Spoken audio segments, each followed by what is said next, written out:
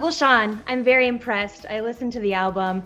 It's amazing because you wrote or co-wrote every single song on the album. If you could describe the journey that you want to take your fans on as they listen, what would you want them to understand about who you are and like where you are in your life right now? Big question. I know we're going in hot. No, I mean it's a great question, and it's actually probably the only question anyone would ever have to ask when releasing an album, because really the album is like a reflection of my life at the moment, or my life, I guess I should say, rather, over the last 6-7 months. Keep them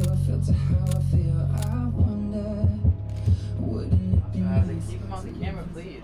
I think for me, I had a big moment of anxiety and fear, and I felt like I wasn't able to make music at the top of the year, and I think that was all coming from a place of fear of people not liking the music I made, and it was kind of choking me as a songwriter, or fear of maybe not being able to make music better than I made in the past. So I gave myself a month to kind of think if I figure out what was at the bottom of that, and I had a lot of fear regarding my art, and I found a place after a lot of work and a lot of kind of self-meditation and journaling and a bunch of different fun things that helped me, where I went in and I started making an album, and I just went in with the thing of like, hey, like, this is it. I showed up, I'm here to make music, I'm here to make art, and if it happens in the best way, it does, and if it doesn't happen, then it doesn't, and I don't really have control.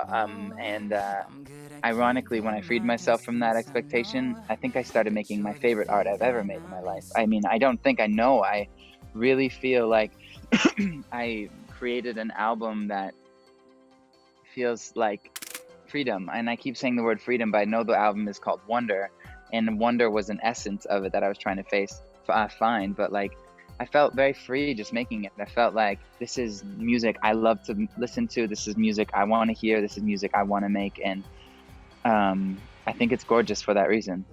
I asked him if he wanted to be famous one day, and he like shut the whole idea down so fast. In your documentary, your sister said you did not want to be famous when you were younger. Now you are a superstar. You are free to make any sort of music that you want. What is your relationship like with fame these days, now that you have attained this crazy level of it? I think my relationship with it is that it's a funny and weird and uncomfortable thing, but the beautiful thing about fame is that it allows you to have a voice to get messages across that need to be heard.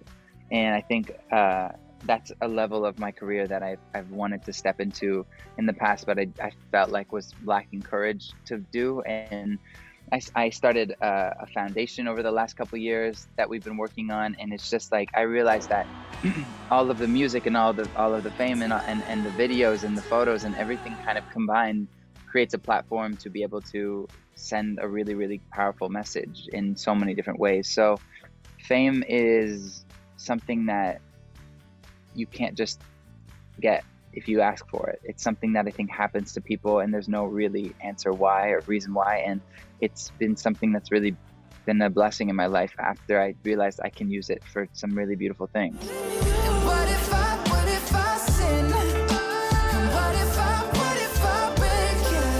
You and Justin Bieber kind of talk about the struggles of fame in the song Monster, and he's been very open about what he's been through. I mean, since he was literally 15 years old. Did he give you any advice or talk to you about anything that he's been through? Totally. I mean, I think he was really, the thing about him is that he's gone through a lot, and I feel like he's really come out on the other end in a place where he realizes how much of a blessing it is to do what we do for a living. And on top of that, he also realizes that like there is darkness and there's heavy things that happen in our career, but the truth is that in any industry it's the same thing. And I feel like from him there's this constant conversation of like I'm grateful and we're blessed, like look at what's going on around us. And I even woke up this morning and I had a lot on my schedule, and I reminded myself like, oh, I'm really like, all I'm doing is getting on a Zoom call to be like, I made an album about things that I love and like talk about things that mean something to me. And I really, comparatively to what I could be doing, am doing something that is from heaven, you know? And I think the interesting thing about Monster is that this song I actually wrote 3 years ago when I was feeling a lot of society and pressure and whatever, who I was in a relationship with and wanting to push me into this box. And I felt a lot of that pressure. And 3 years later, I actually listened back to it, and it makes me think of every single person who has Instagram or Twitter, and every single person who is checking their Instagram every 5 minutes to see if people approve of the last thing they posted. And it's tough because there is this society pressure that everyone is putting on each other. And something that is so true, and I don't think is talked about enough, is that the human condition is messy. And like, since we're babies, we fall and we learn that's how we don't do something again, and that's how we grow. And I think as adults, like, I don't know who decided that we're not allowed to keep learning and to fall. And I think it was a message that I wanted to get across in the song, and it's a message I want to get across right now and every day moving forward, that like, we gotta just be okay with being messy and falling. And if somebody falls, like, don't push them down, don't put your foot on top of them, like, help them up and teach them. Because I think it's the way that culture can really be there for each other, and it's a beautiful thing for that reason. Can't write one song that's not about your baby. This album and also your documentary covers your relationship with Camila Cabello, I think, so beautifully. Who is more mushy when it comes to songwriting? I think we're both equally very mushy, and I think we're both extremely mushy people. We're both super sensitive, which creates a lot of sensitivity in our relationship.